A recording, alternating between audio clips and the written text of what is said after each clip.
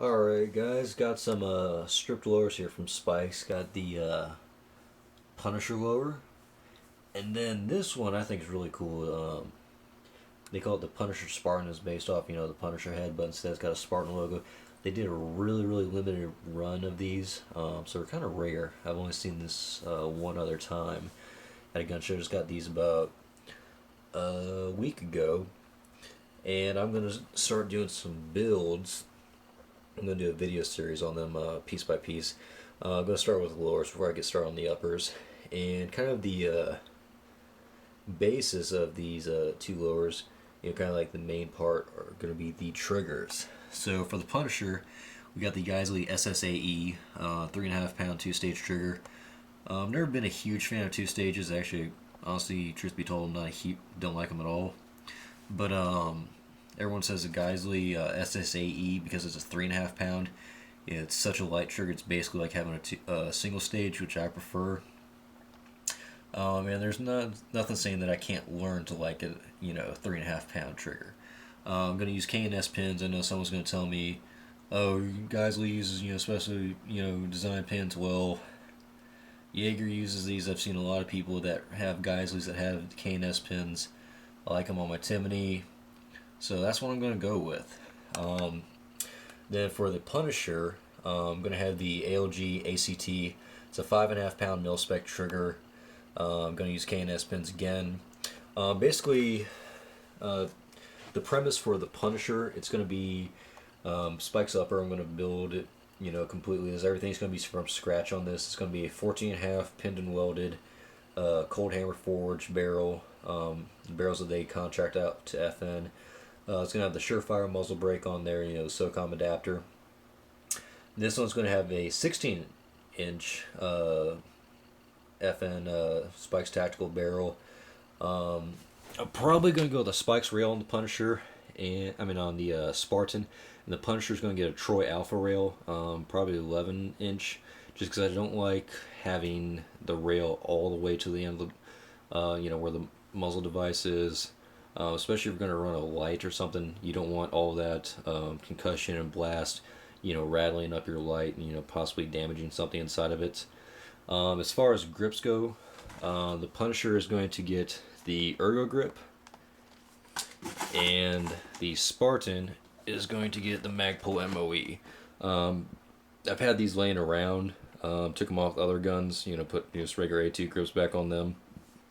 Both are going to have Spikes mil-spec buffer tube kits with their, I think it's a T1 or T2 buffer, that tungsten one.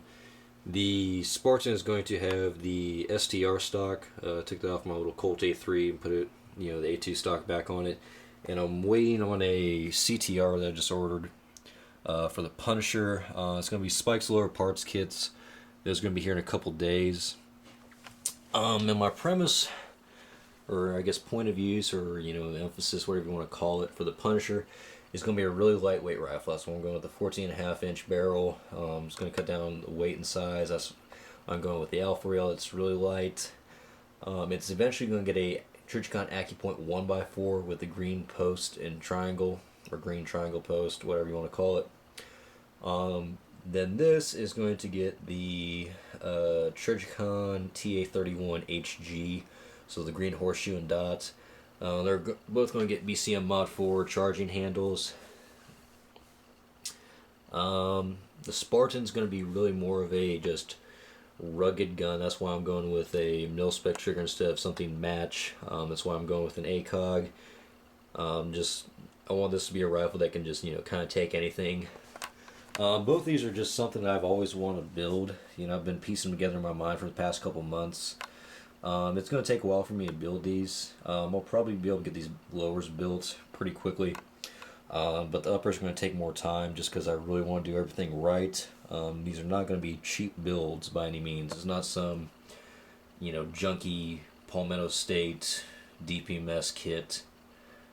Nothing wrong with, having a cheaper build, but as you can see, I'm putting in, high-end parts. I'm going to put in high-end optics. A lower really is a lower. As long as it has a good fit to the upper receiver, That's really all that matters, because the guts, these triggers, these K&S pins, that's all that really matters in a lower. As far as the uppers, everything's based on the barrel. FN makes some really good barrels. Cold hammer forged barrels are, going to be a little bit more durable. There's going to be more longevity in those barrels. The other reason why he's going to take a little while is I am actually shipping out to Fort Benning here in September, so I am not going to be making that many videos. So, I have a little bit of break at Christmas time, then I'm back at it, at Benning, then I'm up to Fort Bragg. So that is why it's going to take a while. I'm going to be busy. But luckily, I'll be getting that E4 pay. I'll have a little bit extra money, saved up, once I finally do have time. Another thing I'm going to use is this, Wheeler Armor's kit, because it's got a little, cheapo plastic vise, got a torque wrench. It's got a gas tube alignment, these are both going to be mid-length gas systems. Never owned a mid-length, and everyone keeps on saying they're the kitty's titties. So I'm going to be really interested in see how the mid-length runs. Everyone says they run smoother, they run a little bit more clean, there's less wear and tear on the parts. So that's going to be really interesting to see how that runs. Everyone says, the mid-length, 14.5 pin weld is the soft shooting thing ever. Well, part of the reason why it's so soft shooting is everyone freaking puts a muzzle brake or a compensator on that. So that's part of the reason. Reason why I went with Spikes. Spikes does a lot of do-it-yourself type kits. How BCM does, a lot of stuff to build uppers. Spikes does a lot of stuff to build lowers. Not to mention, there's a freaking Punisher logo and a Spartan. So that's pretty badass. So that's another reason why, I want to make these kind of look, nice and tactical and whatnot. Gonna see what everyone, if, the hype's real about the Geisselle, see if it is better than Timney. So, that'll be interesting. The ALG, these combat triggers, I've dry fired a couple that were in some Noveskis, and I really like the way they pulled. They were just a hair heavier than a Timney. So hopefully this one's the same way. If so, it's going to be a really sweet shooting rifle. But as soon as my lower parts kits get in here, I'm going to start building these, get them set up. I got some extra uppers laying around, some facts and stuff, some other ones that we just have sitting around. So I'll let you guys know how I like these triggers, how the fit is and everything. Always like, comment, subscribe, and peace out.